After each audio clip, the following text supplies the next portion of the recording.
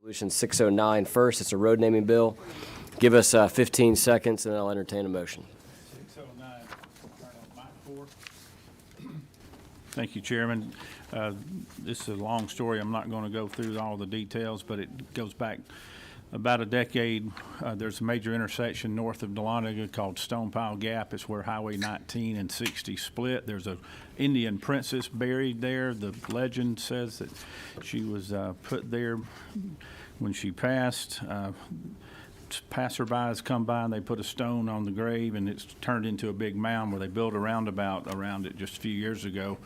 Had to spend a lot of money on this roundabout. It was about $6 million, and one of the historic signs was taken down by the Historic Society and the DOT, and they can't come back with a new sign because you're not allowed to erect metal signs in that roundabout. So this is going to basically codify the legend of Princess Tralita, and it'll dedicate that roundabout in her honor. I would like to make a quick change on line 28 if you will allow that. And on line 28, it says directed to erect and maintain appropriate signs dedicating the Princess Tralita roundabout at Stonepile Gap. I would like to scratch the word roundabout, delete roundabout, and then insert circle of in front of Princess Tralita. So it would read directed to erect and maintain appropriate signs dedicating the circle of Princess Tralita at Stonepile Gap. Great. We will take up that amendment at the appropriate time. Any questions for the leader? Seeing none, I'll entertain a motion if it's the will of the committee. Motion do pass.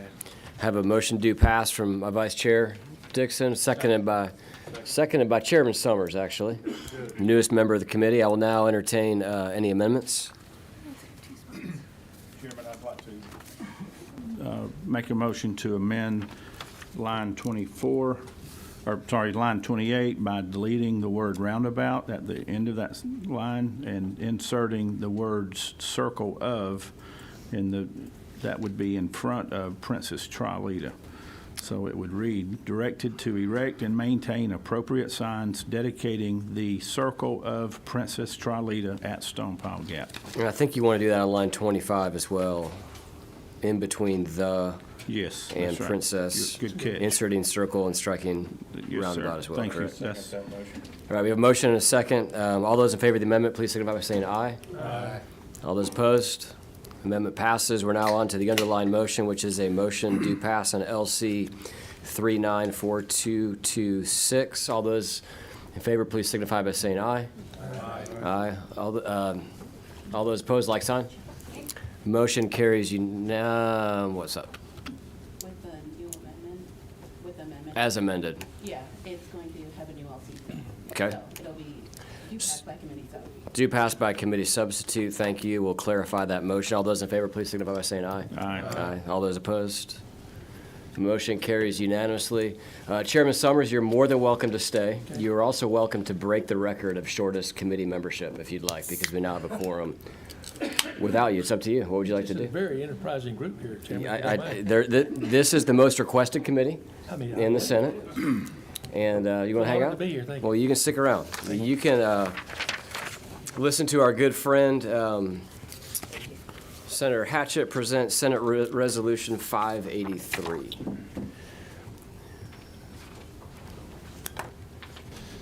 Thank you, Mr. Chairman. Senate Resolution 583 is a road naming bill honoring the life of Dr. Robert F. Sullivan.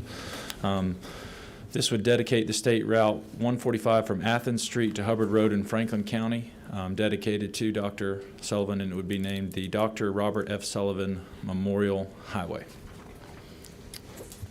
Thank you, Senator Hatchett. And we also, in our committee sub, which is LC 394261S, have parts 2, 3, 4, and 5, which we have added to your bill all of the other road naming bills that have come through the Senate that have will be on track for their advertising requirements. And so we are looking to just get a Senate road naming bill across the finish line before crossover. And so that is the intent of what we're doing here. It may change when it comes, will change when it comes back from the House, or we may grab the houses and use it for a vehicle, but we're just keeping our options open. Do any members of the committee have a question for the governor's floor leader? Is this a governor's bill? This is not a governor's bill. Okay. Second. We have a, did you want the clarification that it was not a governor's bill before you made the motion do pass? Is that what? Okay. We have a motion do pass on LC 394261 from Senator Moore, a second from Senator Dixon. All those in favor, please signify by saying aye. Aye. All those opposed, like sign. Motion carries unanimously. Thank you. Thank you. And with that, we are on to House Bill 912, Representative Anderson. And as he's coming to the podium, I will let you all know that Representative Anderson is a frequent visitor of the Mullis. And so if you notice how good his suit is fitting and how good he looks, it's because of those. Because he's part of the Mullis Caucus. My vice chairman is part of the Mullis Caucus as well. And any of y'all are welcome to join at about 6 a.m. on any given day. And Senator Moore, I think the Mullis would love nothing more than to have you in the Mullis. So you're welcome to come anytime. Mr. Chairman. Yes, sir. Senator Beach, what number are you on over there? I just want to tell you, you're running this like an economic development committee meeting. You are moving. You're doing well. This meeting's already lasted 10 minutes, so it's much, much longer than an Economic Development Committee meeting. All right, we've got a good bill here from Representative Anderson. Why don't you tell us about it? Thank you, Mr. Chairman, and I appreciate the opportunity to present this to you. This is House Bill 912, LC 432931. This is a kind of a follow-up bill or a result of the bill that this committee helped to perfect last year, House Bill 121, which allowed owners of what we call multi-purpose off-highway vehicles to voluntarily register those and get a license plate and drive them on county roads. We passed that bill, had some assistance from this committee in getting it perfected last year, and we appreciate that. In our discussions with the Department of Revenue over the summer as far as legislative intent of House Bill 121 as it relates to that registration and tagging, it became obvious that these vehicles, when you buy them, you pay sales tax. And then if they are valued over a certain level, and by the way, there are no standard valuation tools as we do with used cars, then you're supposed to file a return and pay personal property ad valorem tax from then on those vehicles. So as a recommendation that came up in that discussion, what House Bill 912 does is it exempts multi-purpose off-highway vehicles as we defined in House Bill 121 from personal property ad valorem tax, similar to what we do with farming equipment and that sort of thing. What was that House Bill number? 121. 121. Yes, sir. Great. Any questions from the committee? I recognize Senator Gann on number 12, Senator. Yes, sir. Chairman Gann. Thank you. Representative Anderson, I'm kind of curious. Do the math for me. How's this work out in money? Yeah, I go out and buy a $20,000, and it could be anything from a Polaris to a Honda to John Deere, whatever. But there's $20,000. So Yes, how's sir. this equate money back to the state Well, under what you would propose? Right, and from a reality standpoint, very little, if any. And here's what happens. You go buy that vehicle, most people do not know that they're required or supposed to, under current law, to file a personal property tax return with their county assessors and include that vehicle in their personal property, just like they do their homes, any other properties that they own. So the assessors should, as they're doing their evaluations every 3 years or so, whenever they do them, they're supposed to pick up on those. But these things are not being returned.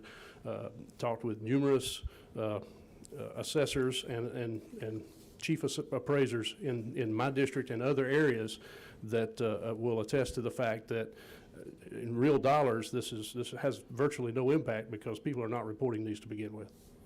But yet they are paying the 7% sales tax when they purchase them in the state of Georgia, We have in or current, whatever the sales tax is. I apologize. Yes. we have in current law that equipment that's used exclusively for farm use is sales tax exempt. And this is I guess a stripe at the Department of Revenue. They don't recognize that if somebody uses one of these vehicles exclusively for farm use, that they should be sales tax exempt. If somebody buys one of these things for exclusive farm use, is it sales tax exempt? What is the Department of Revenue saying on that? Because I have a letter from a former commissioner from the Department of Revenue that says, because of the precedent, they didn't want to make them sales tax exempt. And that's contradictory to state law. So I'm trying to figure out which one are they going to say on this? Because I'd love to hear from the Department of Revenue on it. Good question. Sounds like you've had some experience in this. My experience with this has been family members and friends who have a authorized and an actual gate card who are buying these equipment for their use on their farm or in that type of application have been able to use that particular apparatus to avoid paying sales tax. The problem is they're also currently, because it is not included as an exemption or ad valorem tax, they are paying ad valorem tax every year, or should be, let's put it that way, but they're not. And one of the things, the reason that I'm very knowledgeable of this is because I managed a county in Senator Hatchett's district where we just passed a resolution honoring Dr. Sullivan, that was put Georgia at a disadvantage. People would actually go to South Carolina, buy a unit, and bring back into Georgia because they didn't pay the sales tax in South Carolina, and they had to pay it in Georgia. And for a $20,000 thing, 7%, I'm not real good at math, but I think that's about $14. Yeah. So for me, I'm just trying to make sure we're looking out after, so we're not losing our competitive edge on people that want to buy in Georgia versus another state. Representative, was it the registration process that we passed in that House Bill 121 that triggered this ad valorem question? Yes, sir, it did. This particular suggestion came out of our discussions with the Department of Revenue when they were trying to determine whether or not the tax commissioners would charge an ad valorem tax or a birthday tax on these vehicles when they're registered. When the commissioner himself came back and actually issued a directive to tax commissioners that they do not, under current state law, have the authority to do that. So that was deferred then to the tax assessor's office for the ad valorem portion. And during that discussions, it was suggested that if we wanted to, our intent was to allow these for registration without additional taxation. So if that was our intent, that we would come back with this bill to add that exemption. Representative, given that, would you agree then that last session Leader Gooch voted for a tax increase? I don't know that I have enough knowledge to really answer that question, sir. And I would ask Senator Moore, is this the reason you voted against the bill last year? Was because you did not want to vote for a tax increase like Leader Gooch? That's correct, Chairman. Fantastic. I am stalling here because we're waiting for an amendment to come in from the printer. But Senator Moore is going to present, I think, what's a friendly amendment. Use number 7 there because 8 doesn't work. 8 didn't work. But talk us through what your amendment would do, and then we'll get a copy of it in front of the committee. May I ask a question about? Oh, I'm sorry. Yes, sir. What are you on? Witness 3. 3. Thank you, Mr. Chairman. I think it might influence your amendment. And thank you for bringing the bill. I think it's a good bill that we need to find a way to work through. Would this bill also include what is typically known in the industry as a mini truck? No, sir. It would not. It would not. And why would the mini truck not qualify under this code? The definition of the vehicles that this It's a covers four-wheel vehicle is it's a multi-purpose off-highway vehicle. Primarily used off-highway. Yes, sir. on farm. Designed to be used. Yes, sir. Occasionally, it would be on a public road. Yes, sir. You're going to allow these vehicles limited access to public roads, is that right? That is correct. So, if I bought a small utility truck, essentially, it's if you see them, they're they're about the size of this table, and I use them primarily for agricultural purposes on the farm. But occasionally I have to utilize a public road to move either between farms or from the farm to a supplier location. That would not be an option in this case? Under the bill we passed last session, House Bill 121, That is not a vehicle that is covered under that bill. The problem, Mr. Chairman, if I may, the problem is that vehicle's not covered under any legislation. Correct, yes, sir. And so someone who purchases that utility vehicle can't use it legally to move from point A to point B if they have to use a public road. I would agree with you, yes, sir. But I can do that with my John Deere SUV or UTV, can I not? You can, yes, sir. And As it's a long as it is, four-wheel, small, yeah. as long as it is registered and you have a title for it under the law we passed last Registered year. title, is it and you tagged? It has, well, it's not titled, I'm sorry, I apologize. Let me back that up. That's one of the things we ran into. These things do not have VIN numbers, so they can't be titled in Right. many cases, not all of them, but most cases. So it has to be registered and tagged, and then you can only drive it on county roads. That was Right, House not Bill state 121. highway or- Correct. yeah. Or city streets, actually. Yes, sir. If I may, Mr. Chair, I'd just ask the author to look into ways in which that type of equipment might qualify. That is something that we have had some discussion with. Of course, it's outside of the context of this bill. This This bill. bill addresses the ad valorem tax Right, issue. exactly. But yes, sir, that is a concern, and it is something that has been voiced to me over the year. Thank you. Any other questions for the author? I'm going to recognize Senator Moore to talk us through the amendment. I believe he worked with the author on this as well. Is that accurate? Thank you, Mr. Chairman. Yes, I did work with the author on the way here. He took the elevator and I took the steps, so about that amount of time. He is favorable, but what my amendment does is, considering it's germane to ad valorem taxes, is to amend this to also include camper trailers. So right now, if you buy a motor home and it has an engine and you're going to drive it down the highway, you pay that ad valorem tax one time, and then that's it. You just pay your tag fee, very simple. But if you go out and you buy like a big trailer, like a big fifth wheel camper trailer, you have to pay ad valorem tax on that trailer every single year. And so what my amendment would do, which would right along with this bill, We pass that around. would also exempt those camper trailers as well. Now, I'm not at the age to where I can retire and afford one of these big camper trailers, but I know many other senators are, so I would ask for your favorable consideration. Sorry, Mr. Can you point us to the lines? Is this lines 49 through 60? Or more?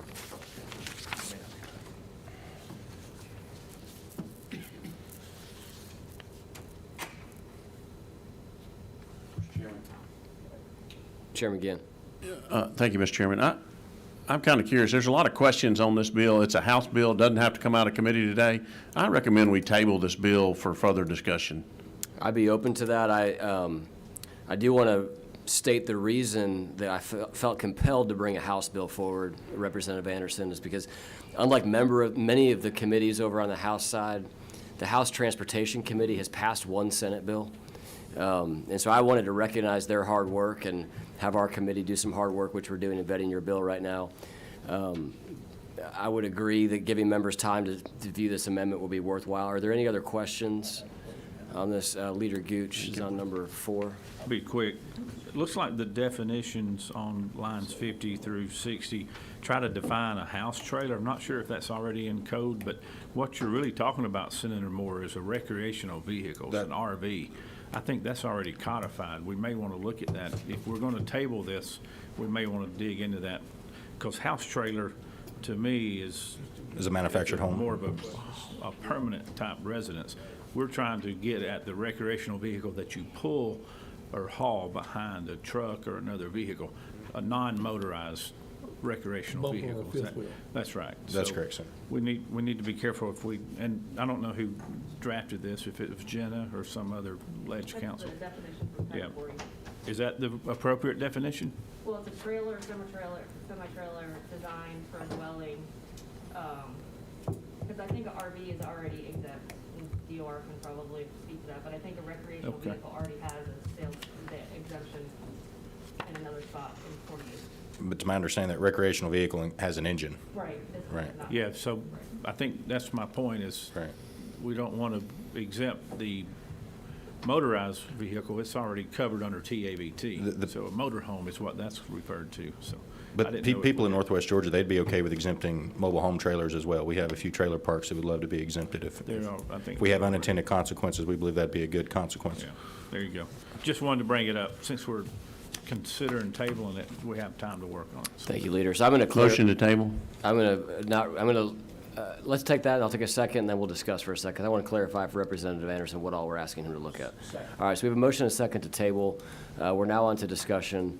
I'd like you to spend some time with Senator Moore, if you would, and see if the two of you guys can get language that you're comfortable with and that works with this. Senator Burns, if I understand yours, it's more so probably a topic for a different bill, not necessarily for this. And then Senator, again, your question, could you clarify really what you're trying to use this time to do? I'd like to know, is buying an ATV type vehicle okay to purchase with a gate card, tax exempt, and those people that are purchasing those, so that we're not at a competitive disadvantage? And I'd like a ruling from the Department of Revenue on, what happens with these side-by-sides, ATVs, whatever we want to call them, in that case. Okay, and that relates to this bill in your mind in what capacity? Well, what he's doing is shifting around so we're not paying a regular tax Yeah, on more, it. yeah, right. And so for me, I'm trying to figure out, okay, how do we do that? Do we do something different for farm vehicles, or we're nothing for, the farm equipment is exempt from ad valorem tax today. So and so for me, I'm just trying to make sure that, okay, where's this go in the future for these ATVs, and do we need to change something else in this definition? Is that something you looked into prior to bringing this bill? Do you have any comments on that, Representative? Not to the point that the Senator Okay. Gann would provide exactly what he's looking Okay. for. I would like to make one clarification if I can, and it's just semantics. ATVs and what we call multipurpose off-highway vehicles are really two different classification of vehicles. I only say that because we intentionally made that separation last year.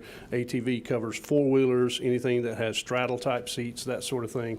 These vehicles have steering wheels, they have bench seats typically, or bucket seats. They have, there are certain standards that they have to meet. Okay. Chairman Gann, will you get with the representative? We do have a representative from the Department of Revenue here with us, so we'll talk offline. Great. But I'd All like right. to, I've got a motion and a second to table. All those in favor of tabling this, please signify by saying aye. Aye. All those opposed, like sign.